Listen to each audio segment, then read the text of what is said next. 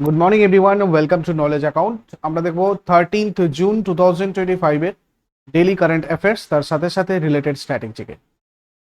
তো আজকের first question, 2024 সালে কৃষিক্ষেত্রে নেতৃত্বের জন্য ডক্টর এম এস স্বামীনাথন পুরস্কারে কে সম্মানিত হয়েছেন?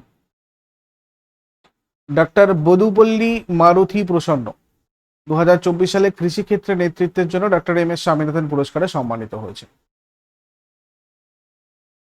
Trust for advancement of agricultural science, অর্থাৎ টাস শর্ট ফর্মে TAAS এটাকে বলা হয়, এই তোমার মানে হচ্ছে ইনস্টিটিউশন তাকে এই পুরস্কার প্রদান করেছে। ডক্টর এম এস স্বামীনাথন পুরস্কার কে পেয়েছেন? ডক্টর বদুপল্লী মারুতি প্রসন্ন। এটা এমন ব্যক্তিদের স্বীকৃতি দেয় এই পুরস্কারটা যারা কৃষি গবেষণা, খাদ্য নিরাপত্তা এবং স্থিতিশীলতায় উল্লেখযোগ্য অবদান রেখেছেন। এছাড়া ডক্টর বিপি সত্যনারায়ণ 2023 সালে এরকম এম এস স্বামীনাথন পুরস্কার কিন্তু পেয়েছিলেন। নেক্সট কোয়েশ্চেনে যাবার আগে তোমাদেরকে বলে দিই, তোমরা মান্থলি, ইয়ারলি কারেন্ট অ্যাফেয়ার্স এর কম্পাইলেশন সমস্তটা ইবুক সেকশন থেকে কালেক্ট করতে পারবে। এছাড়া তোমাদের স্পেশাল যে জিকের পিডিএফ গুলো, সেগুলো ইবুক সেকশনে অ্যাভেলেবেল, ওখান থেকে তোমরা কালেক্ট করতে পারবে। আর তোমাদের আজকে থেকে ফুল ফেজে ক্লাস স্টার্ট হচ্ছে। আগামীকাল তোমাদের ইন্ট্রোডাকশন ক্লাস হয়ে গেছে already WB, SSC, group C, group D ব্যাচে। তোমরা চাইলে এগুলোতে ভর্তি হতে পারো। এছাড়া অন্যান্য সাবজেক্ট স্পেসিফিক, এক্সাম স্পেসিফিক তোমাদের ব্যাচেস রয়েছে সেন্ট্রাল, স্টেট এক্সামের জন্য। তোমাদের প্রয়োজন মতো এগুলো তোমরা নলেজ অ্যাকাউন্ট অফিসিয়ালে ক্লাস করতে পারো। যদি এই রিলেটেড কোনো কোয়ারিজ থাকে তাহলে ওপরে দেওয়ার নাম্বারে হোয়াটসঅ্যাপ অথবা কল করে তোমরা যোগাযোগ করে নাও। পরের প্রশ্নে চলে আসবো। 78তম লোকার্নো ফিল্ম ফেস্টিভ্যালে চলচ্চিত্র নির্মাতা আলেকজান্ডার পেইন কোন পুরস্কার পাবেন? অনারারি লেপার্ড অ্যাওয়ার্ড পাবেন। পার্সন অনার্ড আলেকজান্ডার পেইন, স্বনামধন্য একজন চলচ্চিত্র নির্মাতা। 78তম লোকার্নো ফিল্ম ফেস্টিভ্যাল এটা হচ্ছে, আনুষ্ঠানিকভাবে পার্ডো ডিওনোর নামে পরিচিত। লোকার্নোতে হচ্ছে, সুইজারল্যান্ডে এটা রয়েছে। ইলেকশন, দ্য ডিসেন্ডেন্টস, তারপরে নেবার রাস্কা, তারপরে হচ্ছে তোমার দ্য হোল্ড ওভার্স, এগুলো হচ্ছে ফেমাস ফিল্মস। 2025 সালে কোন বিজ্ঞানী বায়ো ইকোনমিতে লাইফ টাইম অ্যাচিভমেন্ট অ্যাওয়ার্ডে সম্মানিত হয়েছেন? ডক্টর প্রমোদ চৌধুরী বায়ো ইকোনমিতে লাইফ টাইম অ্যাচিভমেন্ট অ্যাওয়ার্ডে সম্মানিত হয়েছেন। ডক্টর প্রমোদ চৌধুরী পদবী যদি আমরা দেখি, মানে টাইটেল, এটা তোমার অ্যাকচুয়ালি কার্যনির্বাহী চেয়ারম্যান প্রজ ইন্ডাস্ট্রিজের ইনি, মানে এটার ডেজিগনেশন, ইনি এখন হচ্ছেন একজন প্রজ ইন্ডাস্ট্রিজের প্রতিষ্ঠাতা এবং কার্যনির্বাহী chairman doctor Pramod Chowdhury. Bio economy life time achievement award 2025 পেয়েছেন।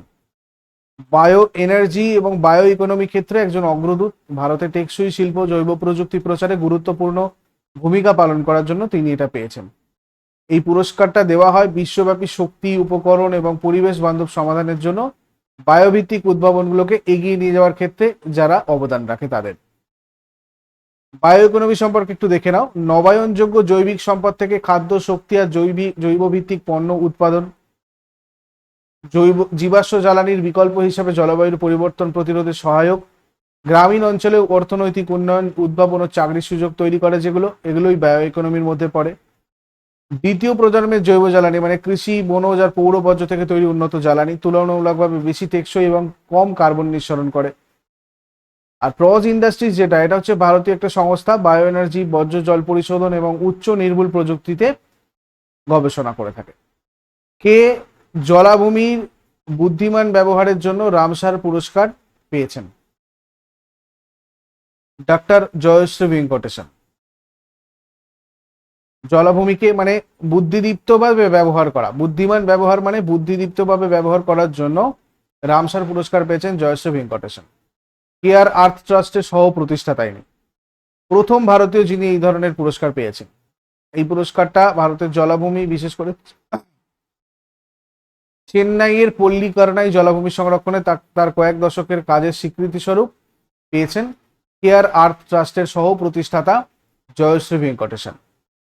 তারপরে ক্যাবিনেট ঝাড়খণ্ড, কর্ণাটক, অন্ধ্রপ্রদেশ জুড়ে সংযোগ বাড়ানোর জন্য কত কোটি টাকার রেল প্রকল্প অনুমোদন করেছে? রিসেন্টলি 405 কোটি টাকার রেল প্রকল্প অনুমোদন করেছে ক্যাবিনেট ঝাড়খণ্ড, কর্ণাটক এবং অন্ধ্রপ্রদেশ জুড়ে রেল সংযোগ বাড়ানোর জন্য। কোডারমা বারকাকানা, এছাড়া ঝাড়খণ্ডে এটা রয়েছে অ্যাকচুয়ালি কোডারমা বারকাকানা, যেখানে 3063 কোটি টাকা খরচ হচ্ছে। আর এটা কয়লা উৎপাদনকারী একটা এলাকা, যেখান দিয়ে মানে সংযোগ করার কথা বলা হচ্ছে। তারপরে বল্লারি চিকজাজুর, এটা তোমার 3342 কোটি টাকা এখানে খরচ করা হচ্ছে। এটা ম্যাঙ্গালোর বন্দরকে সেকেন্দ্রাবাদের সাথে যুক্ত করে। এটা তোমার লৌহ আকরিক, কুকিং কয়লা, ইস্পাত, সারের পরিবহন এর মধ্যে দিয়ে হয়, এই অঞ্চলগুলোর এই এলাকাটার মধ্যে দিয়ে হয়। এখানেও 318 কিলোমিটার একটা ডিস্টেন্স কভার করবে এটা। সম্প্রতি কোন উত্তর পূর্ব রাজ্যে স্পাতাস্পিনা নুহি নামে একটা নতুন প্রজাতির পোকা আবিষ্কৃত হয়েছে? মেঘালয় এটা আবিষ্কৃত হয়েছে। দেখো, এই হচ্ছে স্পাতাস্পিনা নুহি। মেঘালয়ের রিভই জেলার উমরান এলাকা থেকে এটা পাওয়া গেছে। 781 মিটার। উইভিল ফ্যামিলির এটা, বৈজ্ঞানিক নাম কার্কুলিওনিডে। আর গুরুত্বপূর্ণ বৈশিষ্ট্য যদি দেখো, ফসল বিনষ্টকারী অন্যান্য উইভিল, এখানে হচ্ছে তোমার এটা 7.81 হবে। পোকামাকড়ের বিপরীতে স্পাতাস্পিনা নুহি পরিবেশ বান্ধব, এটা আক্রমণাত্মক উদ্ভিদের নিয়ন্ত্রণে সহায়তা করে, পরিবেশগত ভারসাম্য রক্ষায় ইতিবাচক ভূমিকা পালন করে এটা। রাষ্ট্রপতি ডোনাল্ড ট্রাম্প প্রশাসন কতগুলো দেশের নাগরিকদের সম্পূর্ণরূপে আমেরিকায় প্রবেশ নিষিদ্ধ করেছে? মোট 12টা দেশের নাগরিকদের সম্পূর্ণরূপে আমেরিকায় প্রবেশ নিষিদ্ধ করেছে ডোনাল্ড ট্রাম্প। চাঁদ, আফগানিস্তান, কঙ্গো ব্রাজাভিল, মায়ানমার, নিরক্ষীয় Guinea, Haiti, Iran, Sudan, Libya, Eritrea, Somalia আর ইয়েমেন। আর আংশিকভাবে নিষিদ্ধ 7টা দেশ রয়েছে: Cuba, Laos, Togo, Sierra Leone, Burundi, Turkmenistan আর ভেনেজুয়েলা।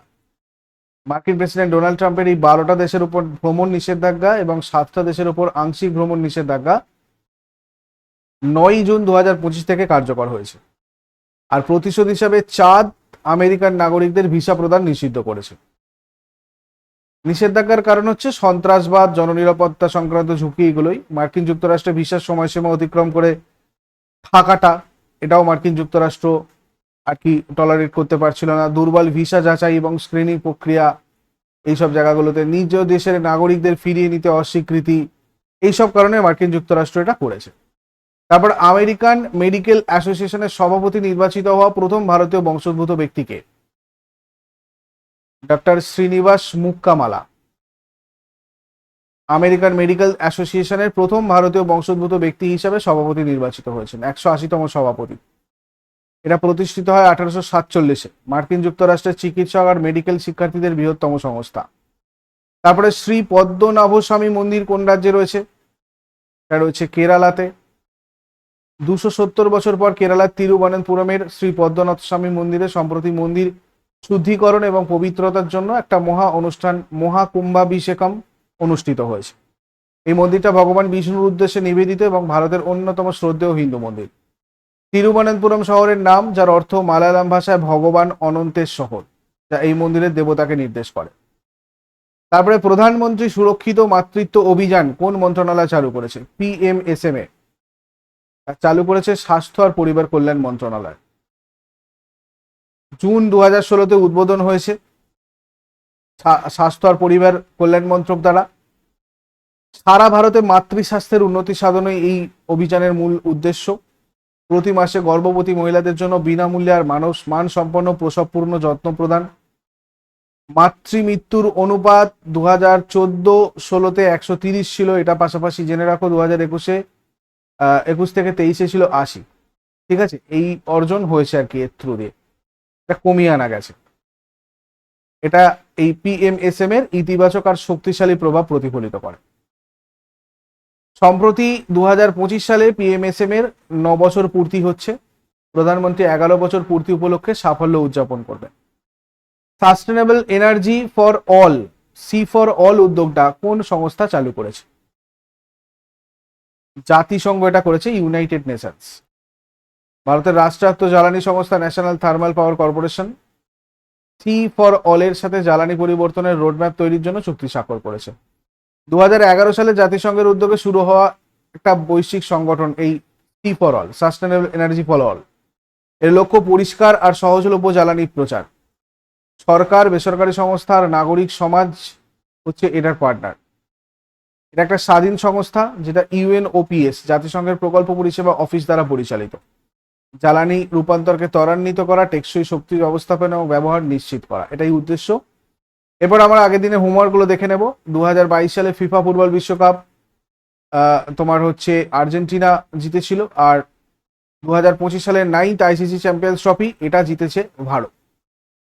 আর আজকে তোমাদের কাছে প্রশ্ন থাকবে, ফেনী ব্রিজ কোন রাজ্যে রয়েছে? আন্তর্জাতিক অর্থ ভান্ডারের সদর দপ্তর কোথায়? শেষকালে কমেন্টে জানাও। শর্ট করে আগের দিনের গুলো কুইক রিভাইজ করে নেব। যারা যারা লাইভে রয়েছে অ্যান্সার করার চেষ্টা করো। 12th জুন এর রিক্যাপ কি ছিল? ভারতের কোন শহরকে সম্প্রতি চিতা রাজধানী বা লেপার্ড ক্যাপিটাল হিসেবে ঘোষণা করা হয়েছে? বেঙ্গালুরু। নিম্নলিখিত ব্যক্তিদের মধ্যে কে 2025 সালে আইসিসি ক্রিকেট হল অফ ফেমে অন্তর্ভুক্ত হয়েছেন? মহেন্দ্র সিং ধোনি। সম্প্রতি খবরে আসা ফুয়েগা আগ্নেয়গিরি কোন দেশে রয়েছে? গুয়েতেমালা।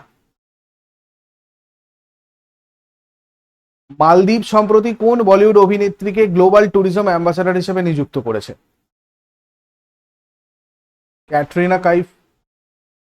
রাজস্থানের আমের ব্লক এর কোন গ্রামে জলবায়ু সহনশীল খামার পুকুর নির্মাণ করা হচ্ছে? কুকাস। সীমান্তবর্তী এলাকায় পাকিস্তানি শেলিং এ ক্ষতিগ্রস্ত 2060টি বাড়ির জন্য সরকার ড্যাশ সরবরাহ করবে। কি সরবরাহ করবে? 25 কোটি টাকা। নিকোলাস পুরান আন্তর্জাতিক ক্রিকেট থেকে অবসর নিয়েছেন। আন্তর্জাতিক ক্রিকেটে তিনি কোন দলের প্রতিনিধিত্ব করেন? West Indies. 2026 সালের রাগবি লিগ বিশ্বকাপের সহ আয়োজক কোন দেশগুলো হবে? অস্ট্রেলিয়া এবং Papua New Guinea. India 5000 years of history on the subcontinent, এই বইটার লেখককে? অড্রে টাস্কে লিখেছেন। 2025 সালে পাঞ্জাবে তুলো চাষের পরিমাণ কত শতাংশ বৃদ্ধি পেয়েছে? 20%। এগুলো ছিল তোমাদের আগের দিনের কোয়েশ্চেন। ইউজফুল বলে মনে হলে লাইক করো, শেয়ার করো, কমেন্ট করে ফিডব্যাক জানাও। আর প্রতিদিন সকাল 6টার সময় ডেলি কারেন্ট অ্যাফেয়ার্স এর আপডেটের জন্য নলেজ অ্যাকাউন্টকে সাবস্ক্রাইব করে বেল আইকন প্রেস করে অলে ক্লিক করে নাও। Thank you so much, take care, have a great day.